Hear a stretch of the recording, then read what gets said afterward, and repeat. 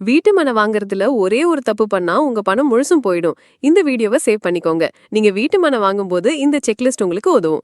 முதல் விஷயம் பட்டா வெரிஃபிகேஷன். விக்கிறவர் பேர்ல தான் பட்டா இருக்கான்னு கன்ஃபார்ம் பண்ணுங்க. ரெண்டாவது ஈசி சர்டிபிகேட். குறைஞ்சது 30 வருஷத்துக்கான என்கம்பரன்ஸ் சர்டிபிகேட் வாங்கி செக் பண்ணுங்க.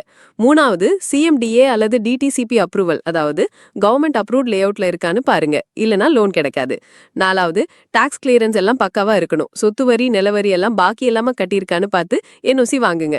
அஞ்சாவது பிசிக்கல் இன்ஸ்பெக்ஷன். பத்திரத்துல சொன்ன அளவு சரியா இருக்கான்னு அளந்து பாருங்க. ஆறாவது வாங்க போற லேண்ட் ஸ்கொயர் அல்லது ரெக்டாங்கிள் ஷேப்னா நல்லது. செம்மண் இருந்தா கொஞ்சம் பெட்டர். ஏழாவது கவர்மெண்ட் கைட்லைன் வேல்யூ என்னன்னு தெரிஞ்சுக்கோங்க. ஸ்டாம்ப் டியூட்டி கால்குலேஷனுக்கு இது தேவை. எட்டாவது பவர் ஆஃப் அட்டார்னி வெரிஃபிகேஷன். அதாவது பிஓஏ மூலமா விற்கிறாங்கன்னா அந்த பவர் இன்னும் வேலிடா இருக்கான்னு செக் பண்ணுங்க.